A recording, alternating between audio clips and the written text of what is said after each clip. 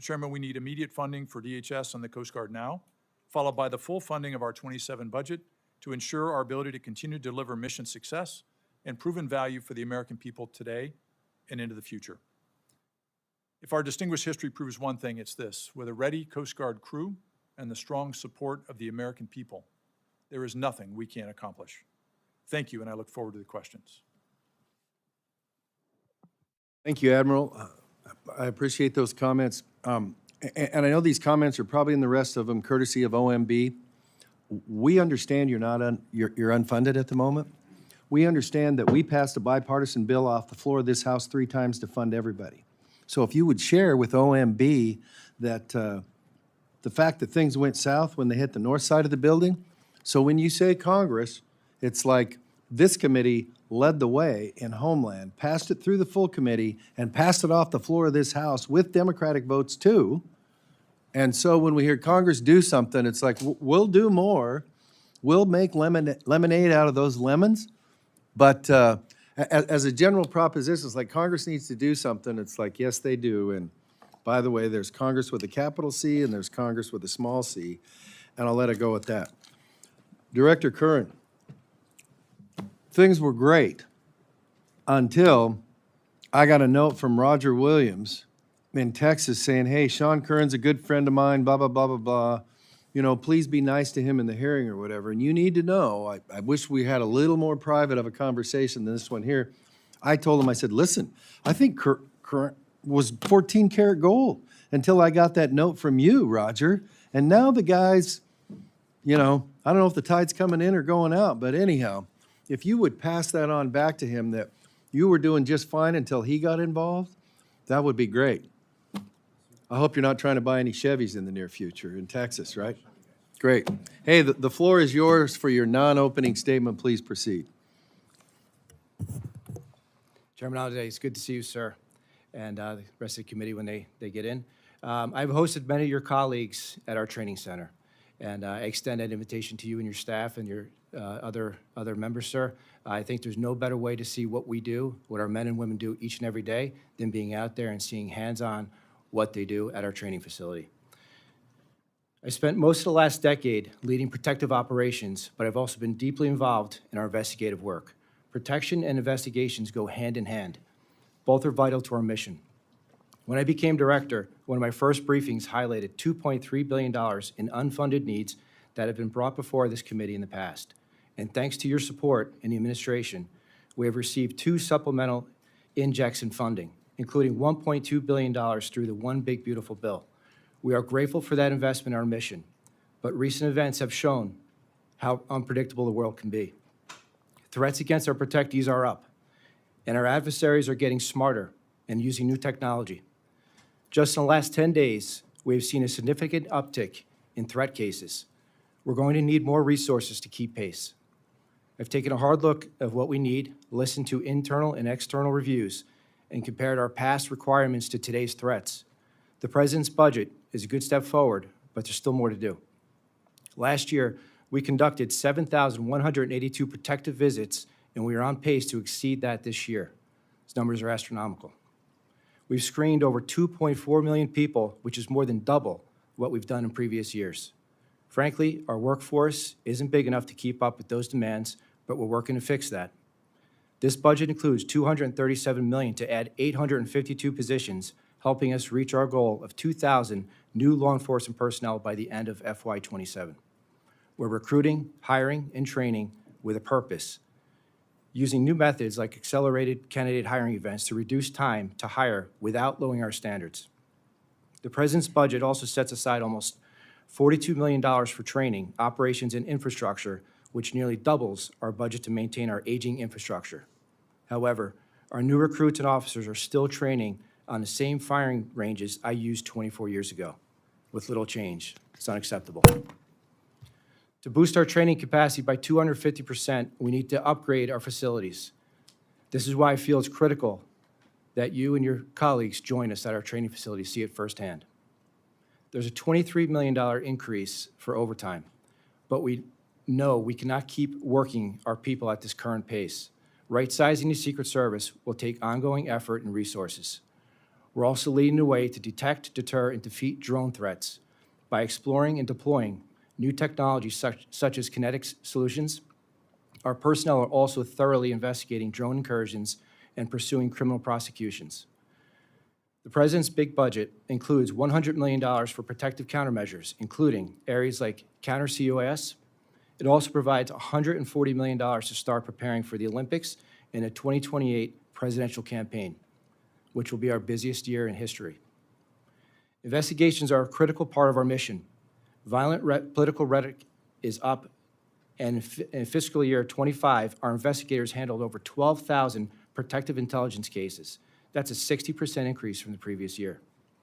Cyber-enabled financial fraud is growing, but we're making a difference there too. In FY25, we recovered $750 million, arrested more than 700 criminals, and returned nearly $500 million to the victims. We did all that with a field operations budget of $114 million. It's a pretty good return on investment for the American people. Partnerships are critical to our overall success. The President's budget supports our pledge to assist and support our law enforcement partners, programs like the National Computer Forensics Institute, our command staff seminars where we train our local partners, and the National Center for Missing and Exploited Children are designed to give back to our law enforcement partners, all of them from your districts. I came ready to make real changes and built a team that's doing just that. It'll take time, but it's not business as usual at the Secret Service. We're listening and making institutional changes together. The President's FY27 budget gives us the resources to reshape and rebuild and to provide our people with a path forward. We're on the verge of big reforms that will revitalize our agency, but we will need more investment and your continued support to keep moving forward. Thank you for your time today, and again, I look forward to having you at our training facility, sir. Thank you. Administrator McNeil, the floor is yours. Chairman Amadei, thank you for the invitation to testify on behalf of the Transportation Security Administration. Under the leadership of President Trump and Secretary Mullen, TSA is focused on modernizing transportation security to deliver a more seamless and secure travel experience for the American people. To achieve this, TSA is actively pursuing solutions to bolster the resilience, security, and efficiency of our transportation systems. By combining our human talent with cutting-edge technology and leveraging public-private partnerships, we will keep pace with the evolving threat and remain vigilant against challenges of the future. As of today, TSA has been shut down for 109 days, nearly 60% of FY26. If this year demonstrates anything, it is that the TSA workforce and our operations cannot depend on predictable congressional funding.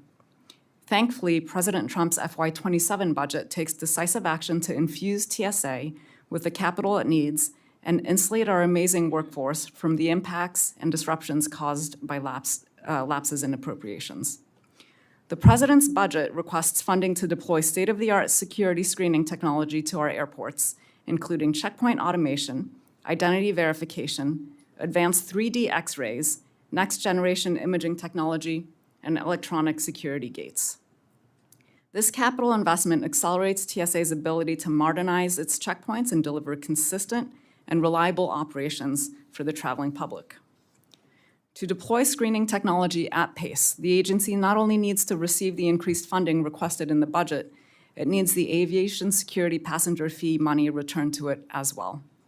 The fee was passed by Congress in 2001 in response to the terrorist attacks of 9/11 to help fund aviation security.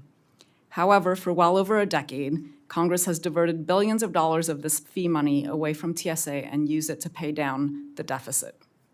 President Trump's budget calls upon Congress to stop diverting the fee money collected and return it back to TSA as it was intended.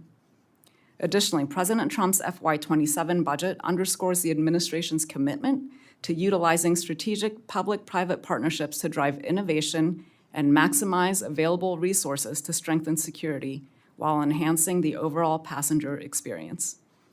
The Screening Partnership Program, which has been in existence since TSA's founding, exemplifies how collaboration with the private sector can be leveraged to optimize aviation security.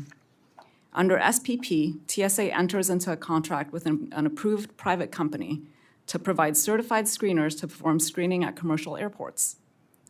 SPP airports are required to meet or exceed the same rigorous security standards as airports with federalized screeners and are subject to robust oversight from TSA. The President's budget signals the importance of modernizing SPP, increasing small airport participation, and harnessing public-private partnerships. TSA screening workforce's unwavering commitment to the mission has been on full display during this challenging year. Expanding SPP is one of the many avenues the Trump administration is pursuing to help protect our screening workforce from lapses in congressional appropriations. Until recently, TSA employees had missed nearly $1 billion in paychecks this fiscal year. In contrast, SPP screeners have not yet missed a paycheck. Throughout FY26, TSA has been forced to be in damage control mode, doing everything we can to maintain our resilience and hold the agency together, relying on the goodwill and sense of duty of our workforce. The shutdown impacts are far-reaching, including hindering our ability to procure and deploy critical technology to airports and mitigate drone threats. Every day this shutdown drags on, the long-term implications to our security posture intensify, particularly as it relates to the U.S. hosting of the FIFA World Cup in less than 2 months, America's 250th anniversary celebrations, as well as one of the busiest summer travel seasons. We need to return TSA and DHS back to normal order. It is against this context that I urge Congress to fully fund President Trump's FY27 DHS budget to ensure that we have the resources needed to protect the homeland and deliver on the golden age of travel. Chairman Amade, Ranking Member Cuellar, members of the subcommittee, thank you for your support of TSA, and I look forward to your questions. Thank you for your testimony, non-testimony. Mr. Anderson, the floor is yours. Chairman Amade, Ranking Member Cuellar, and distinguished members of the subcommittee, thank you for the opportunity to appear before you today to discuss the President's budget request for fiscal year 2027 for the Cybersecurity and Infrastructure Security Agency, or CISA. Before I begin, I'd like to acknowledge the dedication and perseverance of the CISA workforce. As I have said previously, while we are shut down, our adversaries are not. The people of CISA continue to perform the mission of defending critical infrastructure from cyber and physical threats. During this shutdown, we remain on the job. The President's FY27 budget request of $2.5 billion for CISA reflects the Trump administration's commitment to safeguarding our homeland, our values, and our way of life. The budget requests the resources CISA needs to strengthen the federal networks, empower state, local, tribal, and territorial governments with cybersecurity and physical security, and secure critical infrastructure nationwide. The FY27 budget requests $1.4 billion for the Cybersecurity Division to continue to build our national capacity to detect, defend against, and build resilience to cyber attacks against our critical infrastructure. These resources would allow CISA to engage with federal partners to bolster their cybersecurity and incident response efforts and safeguard our federal networks. Since January of 2025, we have added nearly 300 known exploited vulnerabilities and recommended remediations, bringing our total to more than 1,500 in our catalog. We've worked hand in hand with partners to assess threats, issue guidance and resources, and help critical infrastructure owners and operators not only to better manage these vulnerabilities, to shore up their defenses, and to make their systems more resilient. The Integrated Operations Division provides intelligence context to support decision-making, performs agency-designated emergency support functions, and monitors and disseminates cyber and physical risk and threat information to CISA stakeholders year-round. This budget requests $178 million to deliver risk reduction services to stakeholders locally in their communities throughout our nation. By maintaining a nationwide presence across all 50 states and our major territories, CISA provides tailored cybersecurity and physical infrastructure security assistance to our nation. We provide assessments, incident response, exercise planning and support, and national special event planning to critical infrastructure owner and operators and all levels of government. The FY27 President's budget requests $391 million for CISA's Infrastructure Security Division to allow risk-informed decision-making abilities for critical infrastructure operators. Furthermore, the budget requests an additional $5 million increase for enhanced support for the 2028 Summer Olympics in Los Angeles. These funds would directly support cyber and physical security exercises to inform incident response plans, bolster government capabilities, and identify security gaps at the venues. The President's budget requests $98 million for emergency communications to ensure interoperability and assistance with federal and state, local, tribal, territorial partners. CISA enhances our public safety communications at all levels of government across the country through training, coordination, tools, and guidance. These services provide strategic planning, grant guidance, and common investment and infrastructure planning to enhance our emergency communications. $31 million is requested for CISA's Stakeholder Engagement Division to focus on executing CISA's role as the national coordinator and as the sector risk management agency for 8 of the nation's 16 total critical infrastructure sectors. CISA continues to lead and coordinate the implementation of critical infrastructure partnership framework recommendations for any national level policy regarding critical infrastructure and resilience. Finally, the President's budget requests $42 million in funding for the National Risk Management Center. In a diverse threat environment, CISA identifies and prioritizes critical infrastructure and provides assessments of physical and cyber risk to them on a tailored basis for the threat environment. President Trump's budget request for FY27 allows CISA to deliver on the statutory mission that the President and Congress gave to us in 2018. This reflects an opportunity to be good stewards of our taxpayer dollars while working with partners at every level to identify and manage risks to cyber and physical infrastructure that Americans rely on every hour of every day. CISA will continue to defend our nation against today's threats and looks forward to building a more secure and resilient future. Thank you for your support and the opportunity to appear before you today, and I look forward to your questions.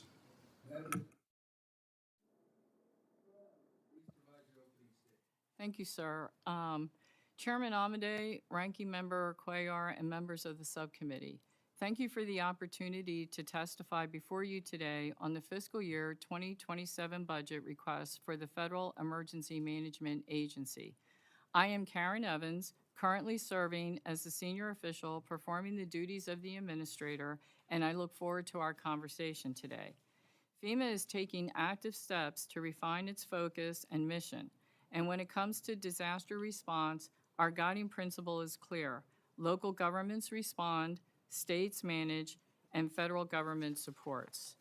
Our fiscal year 2027 budget request of $38.5 billion is designed to uphold this model, advance the President's priorities, and ensure effective support for communities nationwide.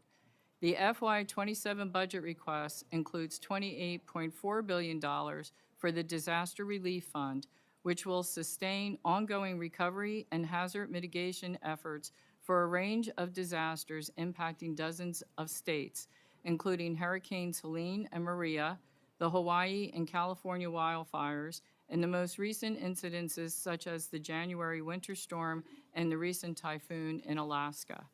Just this week, we are seeing catastrophic damage that Typhoon Sinlaku is having on the northern Mariana Islands and Guam. And last week, Secretary Mullen and I visited North Carolina, where the Secretary reaffirmed his commitment to working with federal, state, and local partners to cut red tape to expedite the community's long-term recovery efforts. FEMA continues to prepare for and respond to these and other disasters, but success depends on state and local governments playing a more active and significant role in preparedness, mitigation, response, and recovery.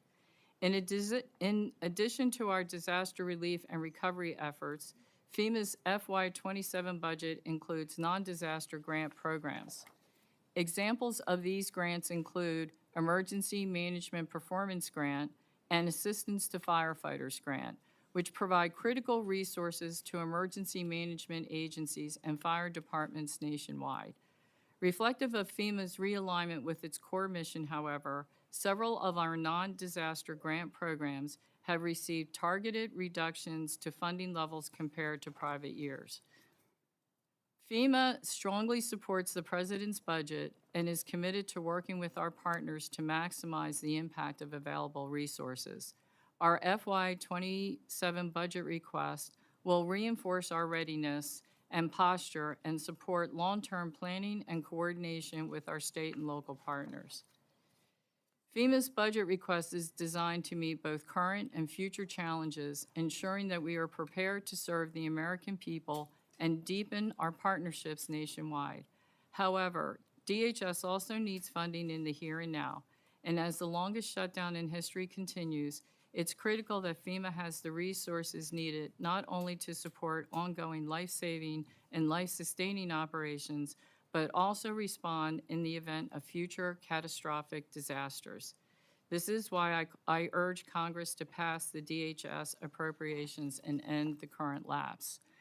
I look forward to working with you to build a stronger, more effective FEMA and a more resilient nation. And Chairman Amadei, on a personal note, I congratulate you on your retirement and thank you for your service. And thank you again for the opportunity to testify, and I look forward to your questions. Thank you, ma'am. You know, there's always one in every panel. There was one this morning that said, "Hey, congratulations on your retirement." Translation, can't wait to see you in the rearview mirror. But at this point, since I've got no feelings or pride left, we're good. And now, and I know this is a little unusual, for those of you who have only been to one type of meeting, please grit your teeth and bear with me. The subcommittee meeting on Homeland Security will now come to order. For members who were getting over here as quick as they could from the votes, we are going to put all of these folks on the panel's opening statements in the record. While we were waiting, we let them go ahead and do them anyhow. But we couldn't do that officially because we weren't convened. And also, there's another rule that I have no responsibility for. You know, in the old days, this morning, you got to go in the order that you appeared. Thank you, Congresswoman Henson, for being the first one to arrive. But I am told that the rules say when everybody's here at the convening, which you just witnessed, it goes by order of seniority. Mr. King, my sincere apologies. But anyhow, and since there were some people in the media that were mad because they couldn't come in early from the Empire State and basically yelled at me in the hall, good thing I got no feelings left. You know, sorry we got you in here as quick as we could. But now that we are officially convened, and since that was not an opening statement, and that my colleague from Texas, yeah, that's right, Laredo, the 51st state, since he's waiving his opening statement too, we are going to go straight to committee questions. The best news of this whole non-opening statement is the 3 whatever vote series, I guess, is at the call of the chair. And I'm just speculating, so nobody say it. I know this is kind of a secret meeting. Apparently, there's a problem with getting votes for whatever we were supposed to vote in at that point in time. Mr. Cuellar, the floor is yours for questions for these folks. Thank you, Mr. Chairman. I appreciate your leadership on this. And to all of y'all, thank you for being here. Appreciate the work that y'all do. Appreciate the work that your men and women do every day. And we certainly have to make sure we get you funded. We still looking at 2026 while we're looking at 2027. So hopefully we can address that. And I understand, you know, the hard times for your men and women that have not been paid. I do want to say, I have a few questions. First of all, to the Admiral, Commandant, thank you again. Appreciate meeting you, and want to ask you a little bit about the Coast Guard of Rio Grande. Back in 2008, I had a language. At that time, Coast Guard didn't want to go up to brown waters called the Rio Grande, but we added some language. But I understand you all are doing that in the lower Rio Grande. Could you tell us what your plans are for the Rio Grande presence? And I welcome you to the Rio Grande. Thank you, Ranking Member. So the Coast Guard launched Operation Riverwall in October of last year to control, secure, and defend the southern border along that maritime part of the border at southern Texas. It's the 260 river miles in Cameron and Hidalgo counties that extend out to our station, South Padre Island, there in the Gulf. And so we are working closely with Customs and Border Protection to secure that from illegal immigration, from drugs that are crossing that border. And we have over 300 personnel and 37 boats that are operating there right now. And we are using uncrewed autonomous systems as well as aircraft to secure that part of the border. Very good. And thank you, and I'd like to sit down and get a little bit more detail on that, so we'll find another time. But thank you again for what y'all doing. Thank you, sir. This goes to the Administrator, TSA. One of the things that I would like to get a little bit more information are the, I'll call it privatization of the TSA, some of the smaller airports. I think there's about 250 airports that you're all looking at. Is that correct? Is it about 250? Yes, it's 254, sir. And one of them is in my hometown, Laredo. 2 of them in the Chairman's District. One in the Representative Newhouse. Rutherford has 1. Henson has 2. Mr. Guest has 1. And the rest of the colleagues, Underwood, Mr. Case Escobar, and gentleman from Arizona do not have any, but there's a lot of us that are going to be impacted on it. Could you tell us what your plan is and how you're communicating with the local officials and especially the members of Congress on this plan? Thank you, Ranking Member, for that question. One thing that I would note is in the past year, during the lapses in appropriations, we had to make daily decisions looking at how we were operating across the board. And for the smaller airports, any call-out rates would have serious outsized detrimental effects to our operations. And so that was a daily consideration. So what this proposal does is to leverage the strength of public-private partnerships to ensure that we put a model in place that to deliver on that day-to-day operation and provide some resilience in those operations. In terms of the details, there's a legislative proposal that is being developed right now, and we'd be happy to come back and brief you once that proposal is submitted. I would love to sit down, and I'm sure some of my other colleagues that have one or two airports will probably will be interested on that, so we would do that. And thank you again for your service. My last question, I have a lot, but I'm just going to ask one more, is CISA. Good talking to you, Mr. Anderson. CISA has about 30% fewer people working on staff than 15 months ago. We know the reasons: workforce transition programs, reduction in force, et cetera, et cetera. I think the person that was here before you said that despite a 40% vacancy rate in key mission areas, CISA has not lost any capacity, and the vacancy rate is not a problem. I don't want to put you with that person, but just give me your thoughts when you have vacancy problems. You got a reduction in force also. How does that affect our protection of our country at this time? Yes, so thank you for that, Mr. Ranking Member. That is accurate. We do have a vacancy rate, somewhere in that neighborhood. I will tell you that the most significant near-term impact recently has been our reduction down to about 40% of staff during this extended shutdown period that we've experienced over this most recent fiscal year. That certainly has detrimental capacity impacts when it comes to our ability to deliver against this important mission space. Now, when we do look at this, I'm very appreciative for the support that we have from the department and the leadership, and Secretary Mullen in particular. We have a 329 vacancy critical hires list that's been approved that we're moving out on expeditiously to be able to fill some of those key and critical areas, like our cybersecurity workforce, our folks that are out in the field that are helping to provide services to each one of your districts and local communities, helping to secure critical infrastructure, really where it matters most, where Americans are relying on it every day. And I do want to follow up, my time is up, but on the issue that we talked about, on clearance and how we can move that to get your people hired, because there's a different type of clearance, and it does take a little bit of time, so we want to work with you. So make sure you provide this to the chairman and myself on how we can help with that. With that, I thank you all. Thank you, Mr. Chairman. I want to put on the record unequivocally, thank you, Mr. Ranking Member.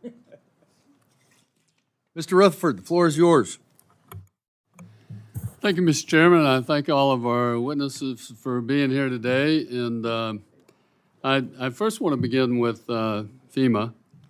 One of the concerns that I heard often during my time in Congress is how long FEMA reimbursements can take place.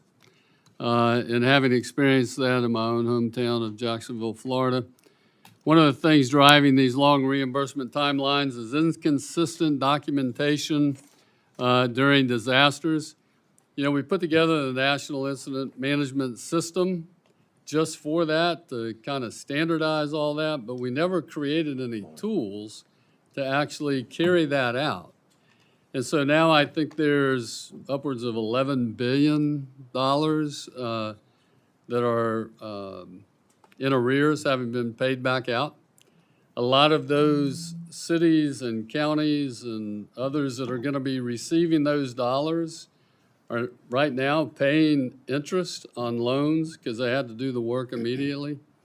So a lot of that $11 billion is just going to go to pay for, we're not going to get anything out of it. It's just going to go to pay for interest. And so my question is, can you talk a little bit about whether you think the standardization of data collection for localities and being able to reconstruct their operations in a systematic way across the country. Instead of having 50 different ways to report, we have one standard tool.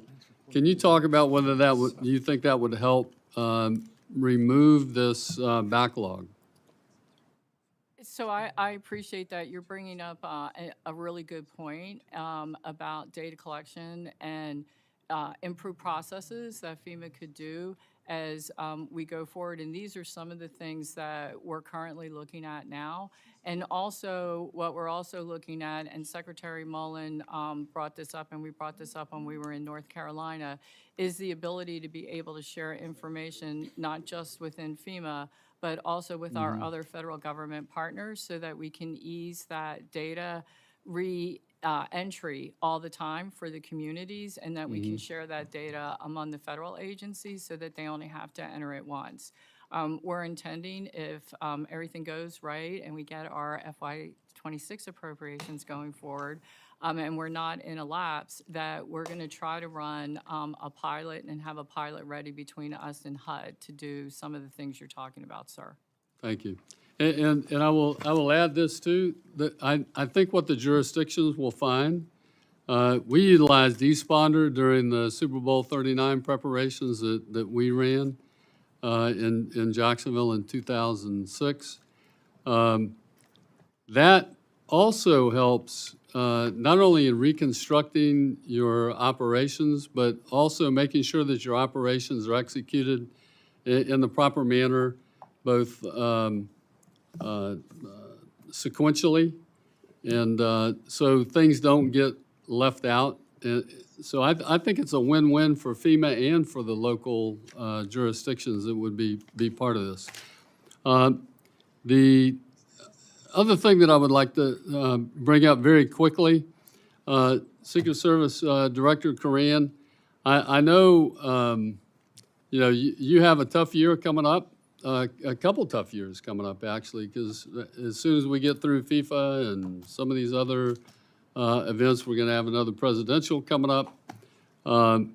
There are issues with being able to staff up in time, prepare for counter UAS attacks that may occur. That's one of the things that I'm greatly concerned about in some of our NSSE events coming in the future.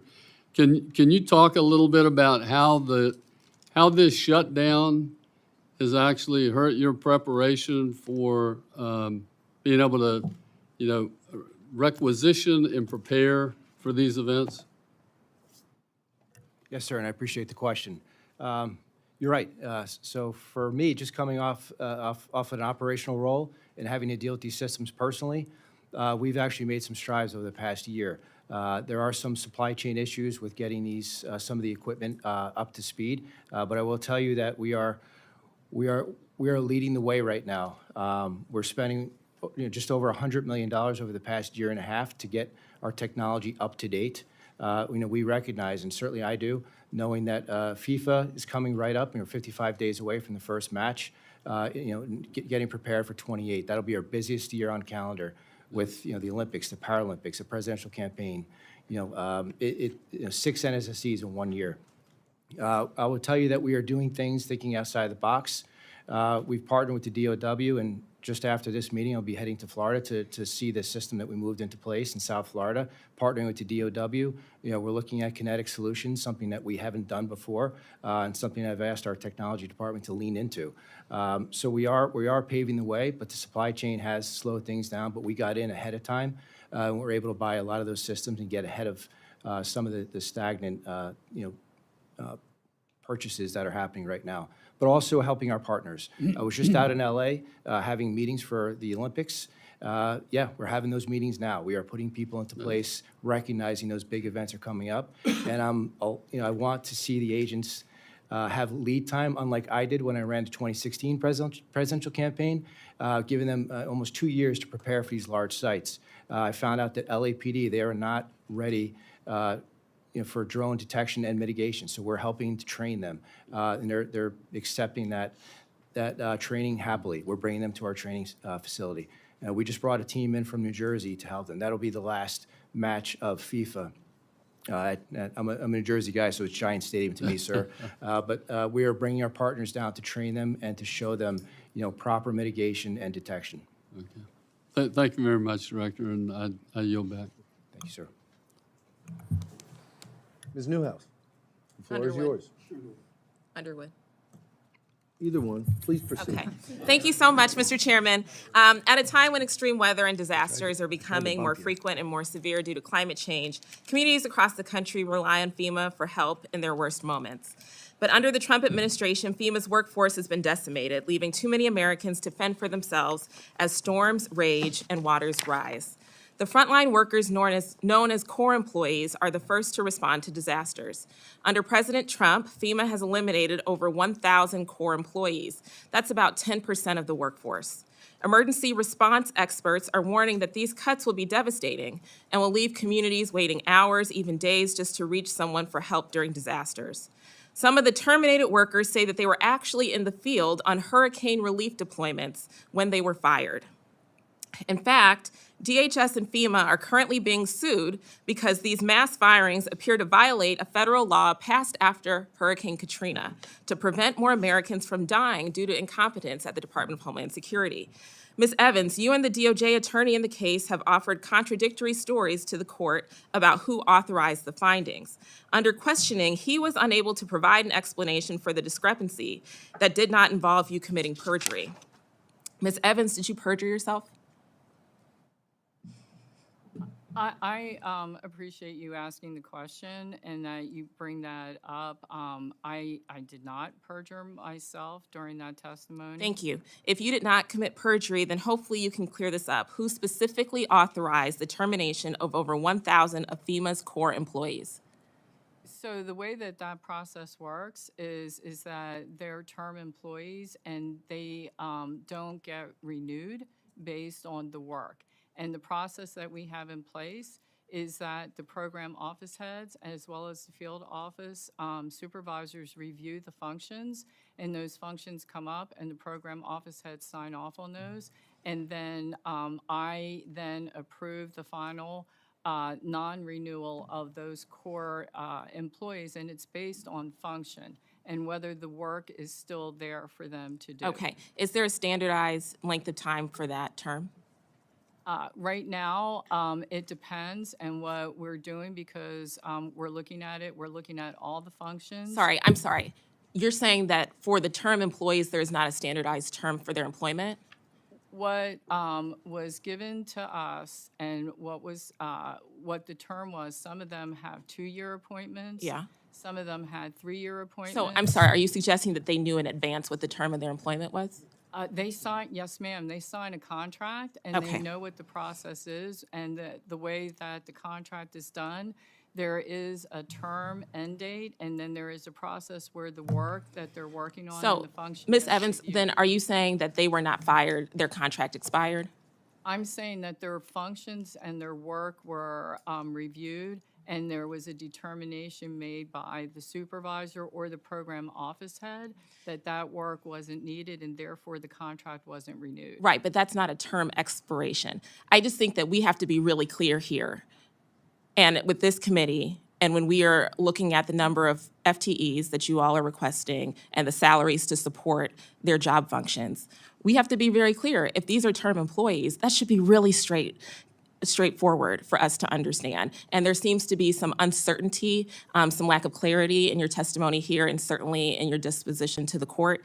And obviously, we just want to know who made the decisions around the firing. Now, you also said in a recent deposition that you asked your staff to develop a plan to reach an arbitrary target of cutting FEMA's workforce in half. That's not a strategy for more effectively fulfilling FEMA's statutory mission set by Congress, the people's representatives. Not a readiness assessment to determine what staffing levels are necessary to meet the needs of American communities, didn't have a plan. President Trump was clear he wanted to destroy FEMA, so you gave him some made-up concepts of a plan on how to do it. That's not trimming the fat, that's a death blow. And so while disasters are becoming more frequent and more severe, you're cutting staff at FEMA, creating confusion, and operating without a plan. This will put lives and livelihoods at risk in the next emergency. Now, multiple whistleblowers have also reported that you propose to ban all Muslim organizations from receiving FEMA security grants. Did you withhold federal funding from qualified organizations on the basis of religious discrimination? I appreciate being given the opportunity to clarify. I would like to also clarify the other piece of that was an option, and the fiscal year 2027 budget reflects the president's priorities, and it does not reflect a 50% cut for FEMA. So I would like to make sure that that part is clear for the committee overall. And then as far as the nonprofit security grants, there was a review done, and no, that money was not withheld based on religious. Okay, and ma'am, my statement was that in the deposition, you said that you were developing a plan to cut the staff in half. I understand that that might not be the budget request, but that's what you swore while under oath. I yield back. Thank you. I'm going to try Mr. Newhouse now. Mr. Newhouse, the floor is yours. You got my name right. Very good, Mr. Chairman. Thank you. Well, thank you guys for being here with us today. I want to express appreciation for several of you who have come to see me personally. Admiral, appreciated seeing you. Mr. Anderson, thank you for reaching out as well, and others. Let me start with Administrator Evans with FEMA. Appreciate you being here. You know, I represent Central Washington. We've been seeing, they're telling us now we're in our 4th year of drought situation. We've been dealing with the consequences and results of that. And for instance, 2024, we had something called the retreat fire that devastated something like 45,000 acres near the town of Yakima. And all up and down the state, we're seeing similar kinds of things happen. Many of our firefighters, as you know, and law enforcement officials rely on FEMA grants to improve readiness and maintain their capacity so they can quickly respond to such incidents. So at a time when our communities need to have firefighters and first responders at their level best, it seems to me your budget proposes eliminating certain grant programs and significantly reduce others that are related particularly to training and preparedness and response of first responders. So I'd like to ask you if there's a plan in place to ensure that states have the appropriate infrastructure and support to absorb some of these cuts to those grant programs, and if you could share with us the thinking, the rationale behind these reductions that we're seeing at a time of, I would say, an increased need to support our first responders to get ahead of some of these emerging threats that we're seeing and swiftly respond to these natural disasters. So I'd love to hear what you have to say about that. So the president's budget does show some targeted reductions in some of the grant programs. And this is based on us working with state and local governments and also looking at several of, there are unobligated balances that are also out there. Okay. And then also looking at other programs that we already have and getting those programs more aligned to help state and local governments. Again, the mission of FEMA and the way that the president's budget and his priorities are is that we are there to help support the states and not necessarily supplant the states. And so a lot of the stuff that we're talking about, again, we would be working more with state and local governments if we weren't in a lapse because we would be able to share that information. And some of this information that needs to be out there is not life-saving, life-sustaining. And so we are working to the best of our ability to make sure that we continue to have communications with state and local governments. Did you say if we weren't in a lapse? Is that the word you used? Because it's not a life-sustaining, life-supporting activity, a lot of the communications to be able to make sure that we're sharing information with them on a continuous basis, we can't do based on the lapse plans that we have in place and the activities that we can do. I look forward to continuing working with you to make sure we achieve that balance. Because Yes, sir. These things are huge needs. Can I turn to you, Director Anderson? I'm sure you know. Mr. Newhouse, could you suspend for, Karen, they would like you to move your microphone Oh. closer so that they can hear you. Yep, that'd be great. Please continue. Putting seconds back on the clock, correct? Nope, we're not doing that. I'll get back to you, Mr. Anderson. I'm sure you know that more than I about the ongoing threat that we have from nation-state adversaries and affiliated actors that truly are launching a barrage of attacks on our cyber and as well as our physical infrastructure. Amid the department's shutdown and the ongoing conflict with Iran, that landscape is growing significantly, I would assume, significantly more dangerous, and certainly we're seeing it transpiring in real time. At least I'm concerned about that, particularly about, I think Mr. Rutherford brought this up as well, our critical infrastructure, our energy systems, our transportation systems, our utilities, hospitals, you name it. We are vulnerable in many of these aspects. So I just wanted to hear from you in our current situation.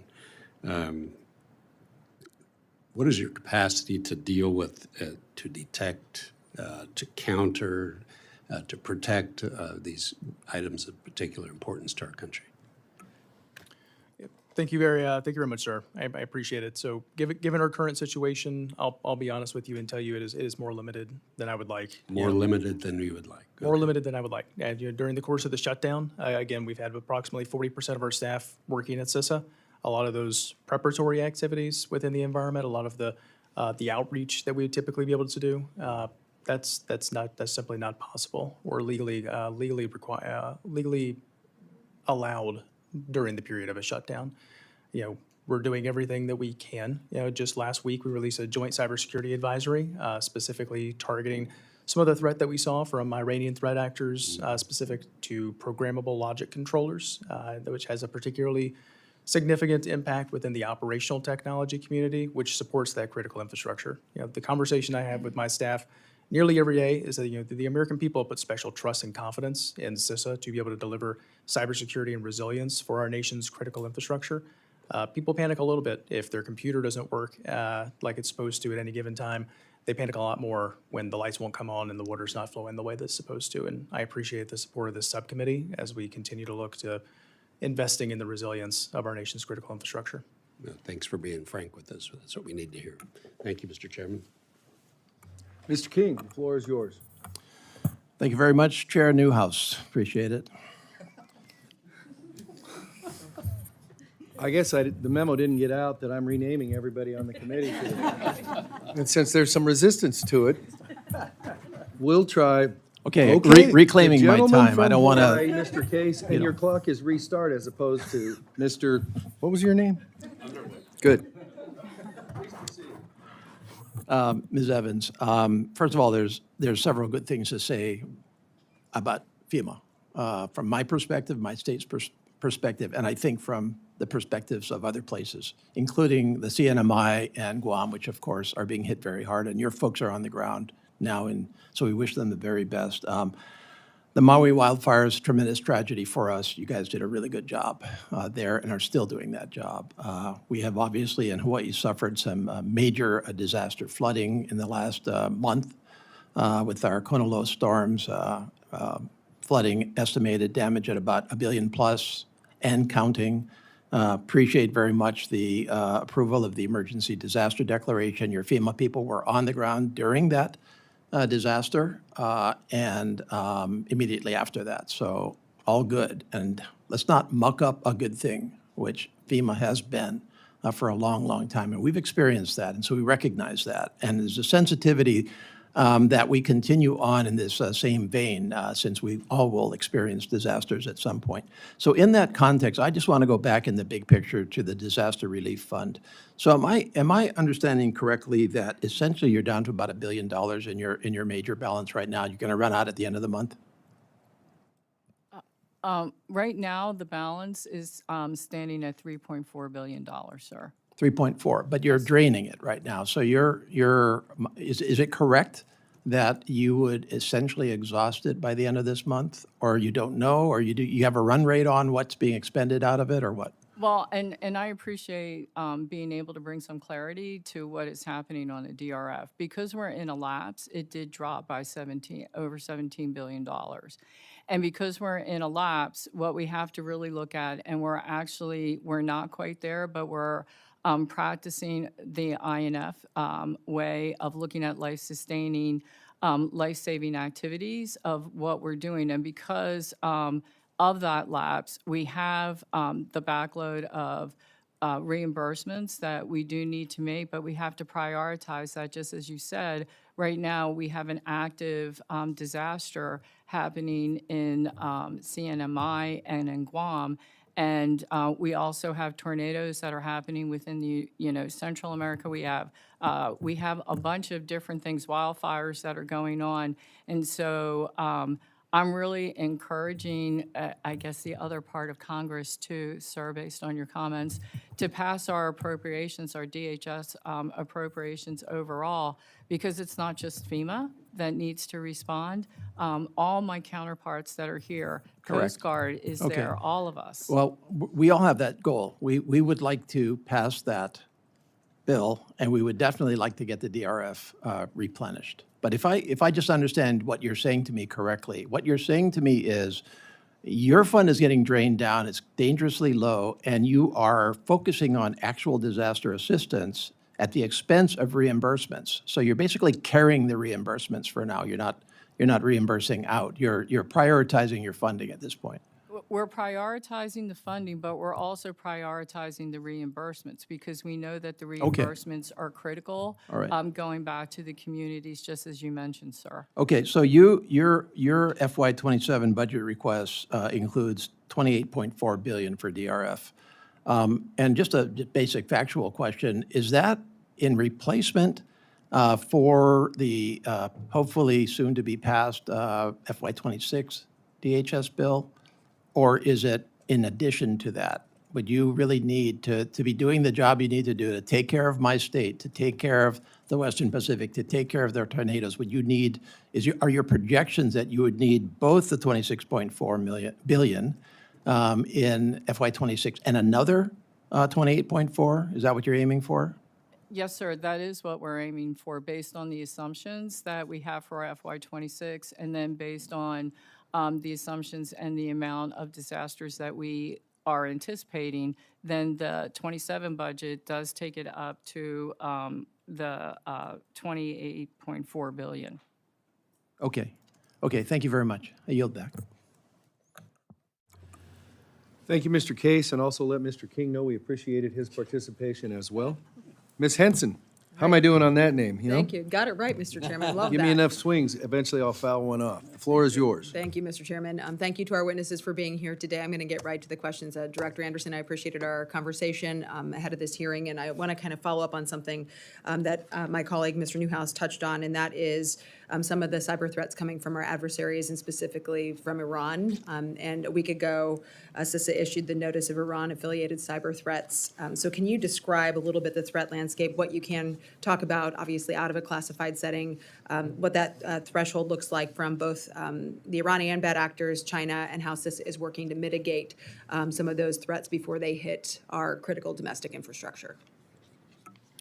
Yes, Congresswoman, thank you very much for that, and I appreciate the conversation the other day as well.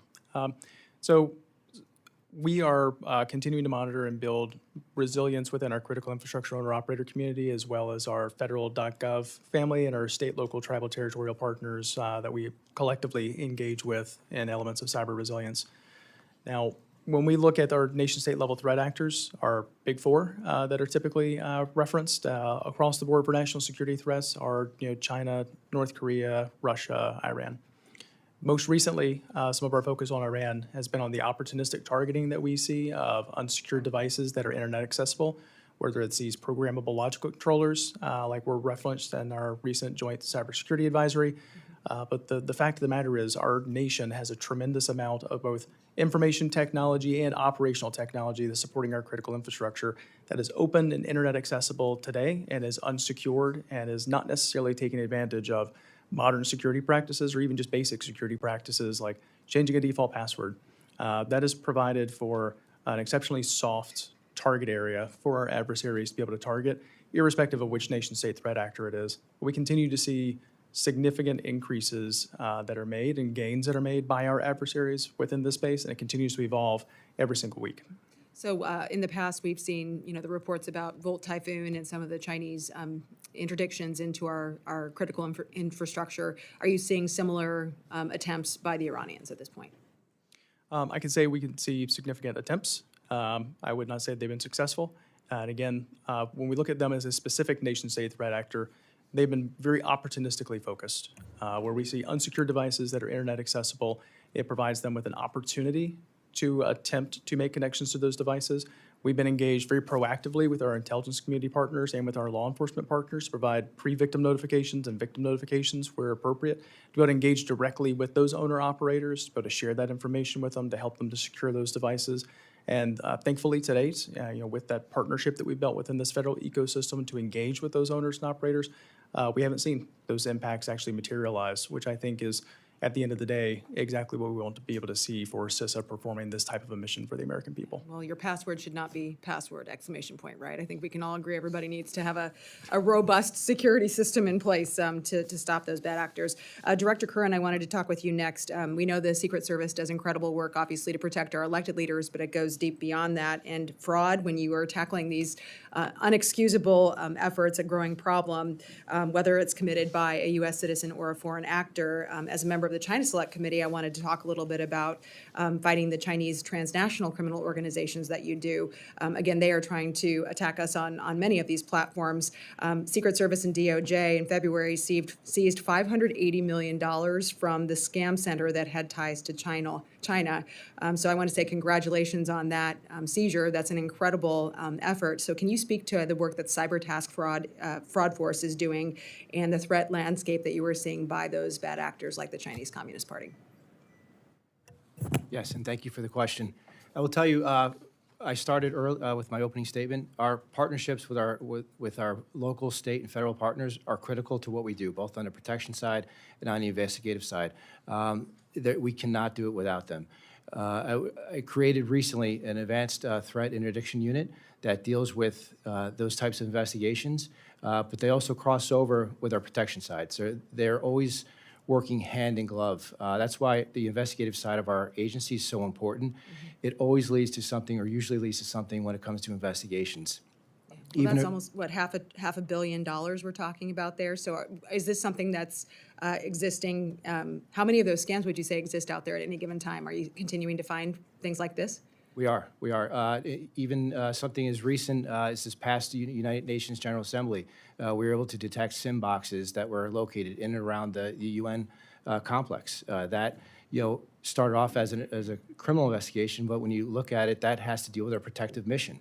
We have, at the time, we had 140 world leaders in one concentrated area, to include the President of the United States, and that could have easily thrown the 911 call center offline, to include interrupting people's cell phones and collecting data. So that's what we're doing. That's what the unit that I created, the ATIU, is working both on the investigative and protective side. Thank you. And I'm out of time. I'll yield back, Mr. Chairman. Thank you, ma'am. Ms. Escobar, that's 3 in a row. The floor is yours. Thank you, Mr. Chairman, and thanks to the ranking member. Thanks also to our witnesses for being here to testify and for your service. Mr. Anderson, thank you so much for reaching out to my office and for sitting down and answering many of my questions in advance of the hearing. I really appreciate it. Today is the 62nd day of the government shutdown that has impacted the Department of Homeland Security. And I think it's really important for all of us to have some context in mind. Project 2025, I'm on the Budget Committee, and yesterday, Russell Vogt, the architect of Project 2025, came and sat before our Budget Committee. And in Project 2025, there was a call for the privatization of TSA. We know that the One Big Beautiful Bill provided $190 billion for the Department of Homeland Security. That funding was pretty specific, but we've also seen the president move money around routinely within that bill. He moved money around in order to fund federal law enforcement agents under DHS, but not the support personnel that offer support within CBP and other agencies, not for CISA, not for a number of other agencies within DHS. The interesting question, I think, is why the president chose to fund some positions and not all positions. I guess that's a question for him. And despite the fact that TSA agents play such an important national security role, he chose not to pay TSA agents until the very end. And even now, there are still support personnel that aren't getting paid. Last year, Acting Administrator McNeil, when you were before us, I asked explicitly about the Project 2025 plan to privatize the TSA, and you told me that nothing was off the table. The president's budget this year reduces TSA's budget by $52 million and begins that privatization process. I can tell you the TSA agents in my district are incredibly dedicated, incredibly hardworking. They do not want to see TSA privatized. What can you share with the hardworking federal workforce within TSA about the efforts to privatize? Thank you, Congresswoman, for that question. As I mentioned last year, the SPP program has always been part of the Transportation Security Administration since its founding.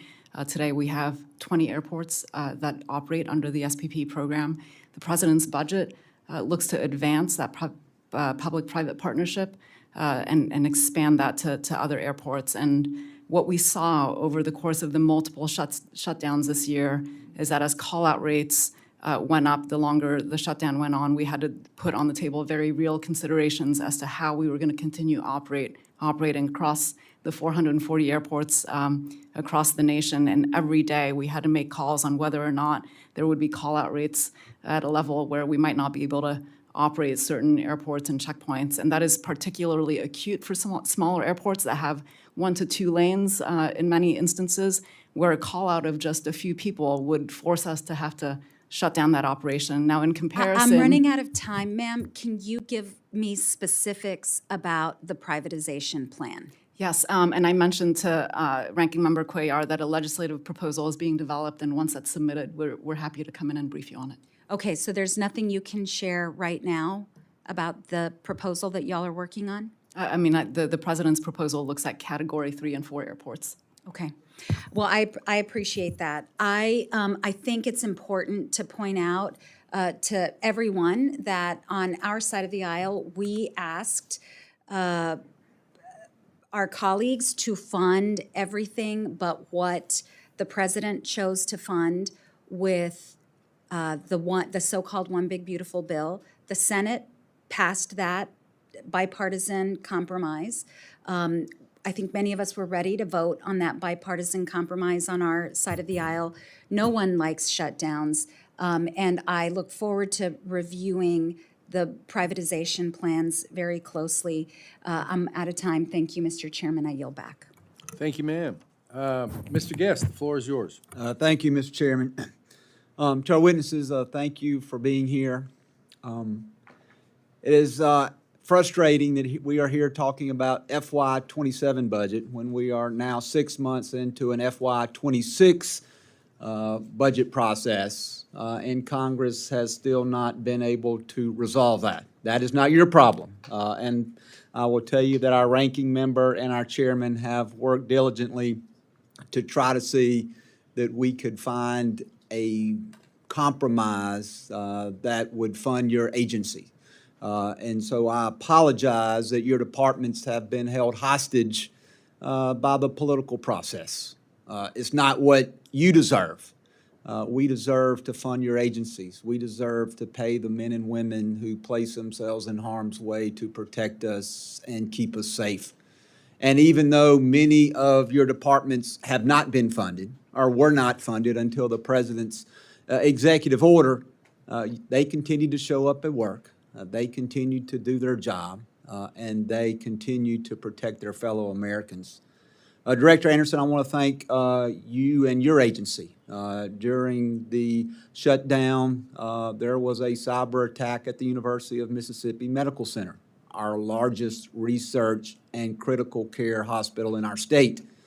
That cyber attack resulted in surgeries being delayed. It resulted in dialysis treatments being delayed. It resulted in the loss of critical care for many of the people that I represent. But even though your agency wasn't funded, your agency responded, your agency helped identify the source of the attack. You came in and you helped restore critical systems so that we could once again treat the people of our state. So thank you for your response during this time. Director McNeil, I had the chance when I was home over Easter to meet with several of the men and women who serve under TSA at the Jackson International Airport. These are individuals, men and women, that I see every week as that I'm flying up to Washington. I have the chance to visit with them. I have the chance on a weekly basis to thank them for their service. But I had a chance to meet with them and talk through the situation. I will tell you that they are very frustrated, not frustrated with you, but they are frustrated with once again being caught up in a government shutdown. They were extremely happy that the president intervened, that the president issued an executive order, that the president saw that they were not being paid, and the president responded to that. And so I appreciate all that the men and women who work in your department do every day. I appreciate you coming here, having to answer questions. Some questions are questions that are very political, gotcha questions in nature. And that's not what you're here to do. You're here to answer questions, but you're not here to advocate for politics. You're here to advocate on behalf of the men and women of the agencies that you serve. And so, Mr. Chairman, I have no questions. I just wanted to thank these men and women for their service, particularly those that have had direct impact recently on issues that impact my constituents and the great state of Mississippi. And with that, I yield back. Thank you, Mr. Guest. Go Bulldogs, huh? Mr. Siscomani, the floor is yours. Thank you, Mr. Chairman, and thank you all for being here. I want to just piggyback off what Representative Guest was saying in terms of thanking you for the work that you do, and in spite of the circumstances that really this entire body has put you through. And when I say entire body, I mean just Congress overall. But certainly, it's clear that some of my colleagues can say they don't want the shutdown, but they still vote for one, and they want to fund you, still vote to not fund you. So I'm only in my second term here in Congress, but that's one thing that I still don't understand, when people want one thing and vote the other way. Nevertheless, I'm proud of the votes that we've taken on this to fund you, and to make sure that and not just you as individuals, obviously, but all the men and women that work in your departments that are doing the work. So with it's just as I started here, express my sincere disappointment with the situation that we're in.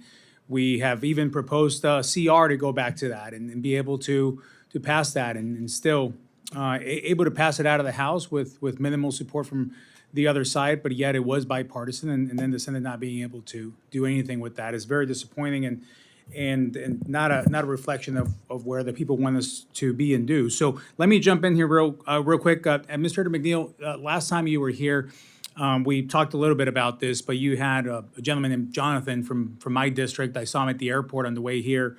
And obviously now with this executive order from President Trump, that has alleviated some of the pain. Yet I can imagine that the recruitment efforts or the retention efforts for your work squad is just not at its strongest, given that this is the longest shutdown in U.S. history, the second one in the last 6 months that your team has gone through. Can you speak a little bit on what the challenges you're facing on that?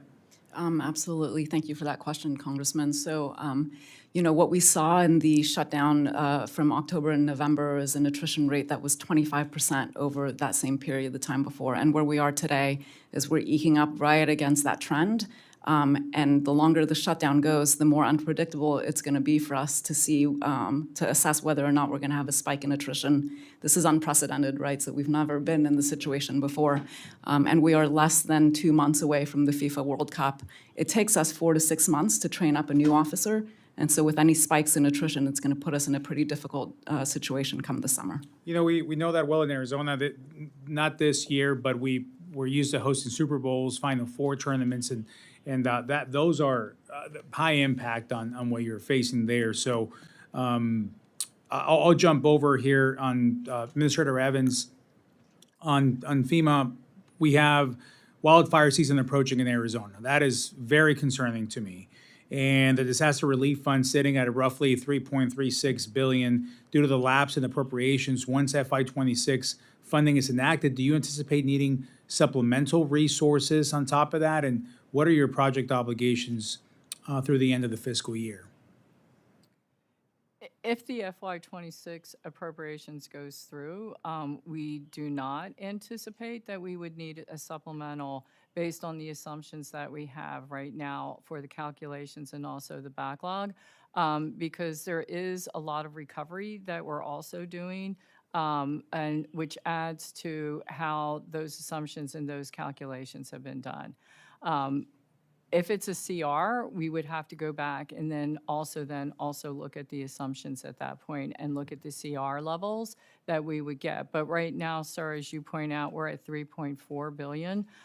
We have wildfires happening. We have a disaster happening over in the Pacific. And so we do remain really concerned about our ability to be able to respond. Yeah, concern is one of the ways to describe this, and thank you for what are you doing. I mean, I am also very concerned when you look at the Department of Homeland Security. If anything, to not fund in this country, to not fund that and keep on voting against that is beyond me how anybody can responsibly do that. Last question for you, Mr. Anderson. The cyber domain continues to grow increasingly dangerous and dynamic, making it even ever more challenging to stay ahead of our adversaries. At the same time, agencies across the government are being asked to be more efficient, effective, and to do more with less. Director Anderson, what are some of CISA's top priorities for the remainder of the fiscal year, and how is CISA supporting the recently released White House cybersecurity strategy? Yes, sir. Thank you very much for the opportunity. If you look at the CISA mission, it is very well represented within the recently released cybersecurity strategy, from protecting critical infrastructure to shoring up and modernizing resources associated with our federal network, to the workforce initiatives, to protection and security related to critical and emerging technologies. So we are certainly well represented within the President's cybersecurity strategy.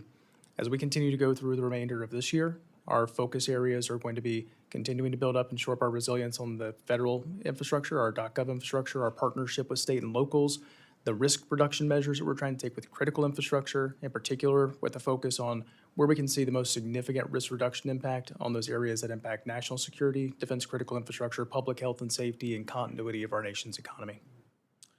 Thank you so much again. Thank you for being here. And I hate the situation that you're all in, that your departments are in, and that the people that work for us and you are in as well, just due to political games. Mr. Chairman, I yield back. Thank you, sir. So I didn't make an opening statement. I didn't ask any questions. So here's the bushwhack. I'm going to make some concluding remarks. Okay, Henry? You got my name right, that's right. Well, it could be Harry in a minute. So listen, you folks are all pros, okay? And so as we sit here and talk about it, and in the situation we're in, rightly or wrongly, the members of this committee, I think, or speaking just for myself, have a lot of pride in the work that we did in fiscal year 26. Those guys asked for stuff, they got stuff. We asked for stuff, we got stuff. None of us got everything we wanted. But we, it's kind of an old-fashioned concept, Let's work together and see what we can come up with. And we did. And that bill ended up being the one that, wrong place, wrong time, whatever. Let's forget about all that under the bridge stuff. And all the talking point Olympics that's going on now in absolute proliferation on both sides. This committee's bill is supposed to be on June 10th in front of the full committee. We're supposed to report it to that full committee on June 5th. You don't have to be a calendar expert and everything. Well, you know, you got to do this and you got to do that and all that. It's like, well, guess what? That's not far behind the, well, you got to vote for reconciliation, whatever. You folks all know it's like reconciliation is kind of the rule over here. The side with the most votes wins, and that's it. And, well, the Senate's going to do something, great. Our aim is to have a Homeland bill to say, you want to do reconciliation in the Senate? Here's your Homeland component. It's not going to have zeros for Customs or Border Patrol in it. That's fine, okay? We're going to meet like legislators used to do and say, okay, Henry, what's your deal? What do you need? What do you need, Mr. King or Mr. Case, whatever we're calling him that day? You know, all that sort of stuff.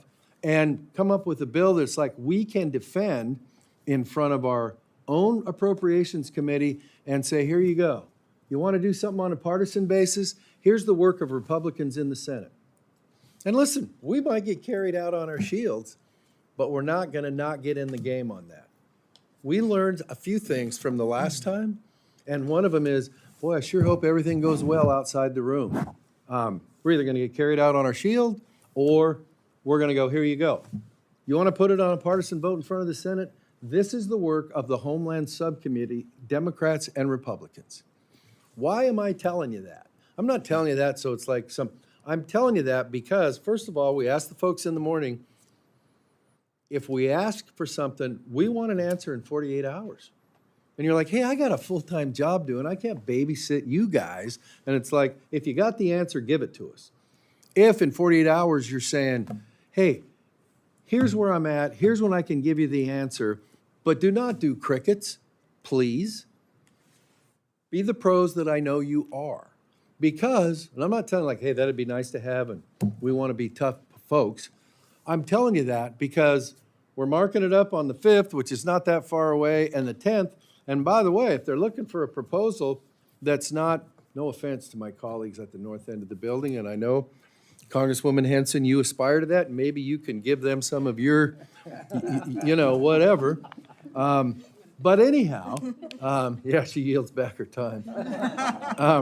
But anyhow, that's the deal. So everybody's like, you know, I had this saying when we went through this stuff last year, we won't surprise you, don't surprise us. I'll renew that this year. We won't surprise you, don't surprise us. This ought to be collaborative. And so, real quick, just off the top of my head, Admiral, you guys are great, love you. I can tell you that it was more than a phenomenal shock, and it wasn't you, to find out that this committee said, okay, we're going to give you $75 million or something for command and control aircraft. And one day we got a note, oh, by the way, that went to $210 million. It tripled. And it's like, oh, but it's already done, by the way. That ain't what we're looking for. And I know, oh, well, you know, the secretary had money under the big, beautiful bill and all that other sort of stuff.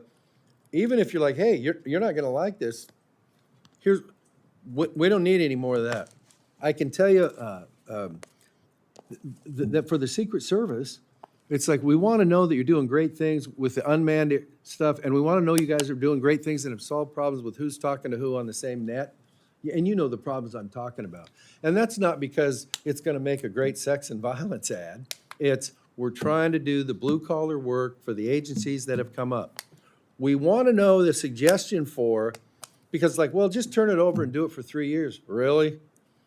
That worked, you know. Well, let's just shut down appropriations for whatever. And listen, I don't live to be an appropriator, but it's like saying we're going to abolish Article 1 for 3 years. No disrespect, I know it wasn't any of your ideas. It's like, we want to give you your stuff in a consistent, predictable, sustainable way. That's our job, that's what we owe to you. So, how we solve that problem, and there's ways like, somebody better come up with something, just pre-fund me for 3 years. Really? Why don't you prepay me for 3 years? You'd be dumber than hell to do that. I can speak only for myself, that there's no way in hell I believe that cutting your agency by the amount that it's been cut is responsible going forward. I don't want you to respond to that, because I know how some of that stuff used to work under the old secretarial administration. So The record should reflect you did not respond. I'm just telling you, we're going to be looking for a way to go, hey, how do we look ourselves in the eye and say, we understand what's going on with China and Russia and whoever the heck else, and we want to be able to look people in the eye and say, we've got our civilian cybersecurity folks on duty and doing their job. And by the way, we crossed our fingers and hoped that, we're just reorganized and it'll be fine. That dog ain't going to hunt anymore. Okay? Thank you for your work. There is room for reforms in FEMA. You've got some great questions on this, like obviously funding in terms of it shouldn't take forever after people have spent all their money on interest and stuff like that. And so, if there are solutions, it's like, please feel free to share. It ought to scare the hell out of you that 9 people like me to start are going to make operational decisions for you. You better give us some help. Otherwise, we're going to guess, and nobody should sleep well with that. So with that, and by the way, that was supposed to be a pep talk. Remember thank you for your service. So we got the 48-hour thing. If you can't make it, then tell us. But at the same time, tell us, hey, listen, this is when I can get you something. Or if the paper trail sucks, which it often does, says, I'd be happy to do a phone call or whatever to see if that'll do. It does not need to be a staff, administrative, formal, triplicate action, whatever the heck. Now, I know you don't work for us, but we are part of the team, and so I think what we're looking for is to be treated like that. Thank you for your resilience and also your ability to change on the fly. When I came in here and started to make sure we were going to get done in time instead of like, well, have a nice day or whatever. Look forward to working with you folks and producing something that solves problems and lets all of you guys basically go back to your troops and say, you know what? Things are going to be okay.